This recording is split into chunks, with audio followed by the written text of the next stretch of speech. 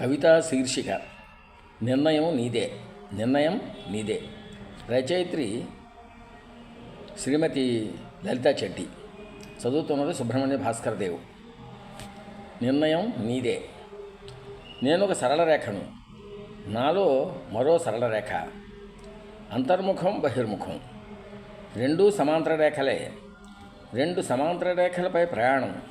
ఈ రేఖాగణితం అనుక్షణం రేఖల్ని మార్చేస్తూ ఉంటుంది. కలిస్తేనేగా కోణాలు. అయినా ఈ రేఖలపైనే బ్రతుకుబండి పయనం. గమ్యం చేరేలోగా ఎక్కడి నుంచో ఒక రేఖ అడ్డంగా వచ్చి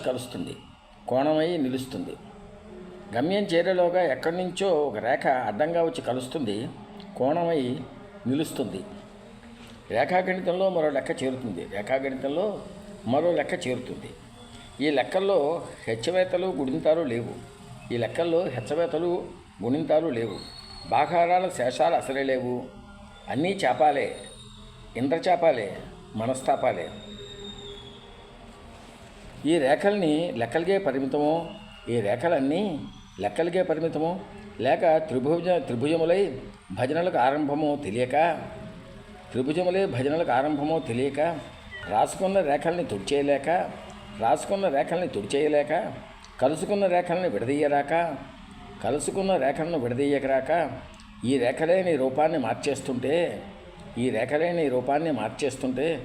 రేఖాంశాల లెక్కల్లో మునిగిపోతావా? లేక నీ ఒక్కటే సురేఖవై గీతగా మిగులుతావా? నిర్ణయం నీదే. ఇది నిర్ణయం నీదే. ఇక్కడ భగవద్గీత శ్లోకం చెప్పుకుందాం. గీతానామాని వక్ష్యామి గుహ్యాని శృణు పాండవ కీర్తన సర్వపాపాని విలయంతి తక్షణాత్. గీతా గంగా చ గాయత్రి సీతా సత్య సరస్వతి బ్రహ్మవల్లి బ్రహ్మవిద్య త్రిసంధ్య ముక్తిగేహిని అర్ధమాత్ర చిదానంద భవగ్ని భ్రాంతినాశిని వేదత్రయీ పరానంద తత్వార్థ జ్ఞానమంజరి. ఇతేతాన్ని జపేన్నిత్యం నరో నిశ్చలమానస జ్ఞానసిద్ధిం లభేన్నిత్యం తథాంతే పరమం పదం.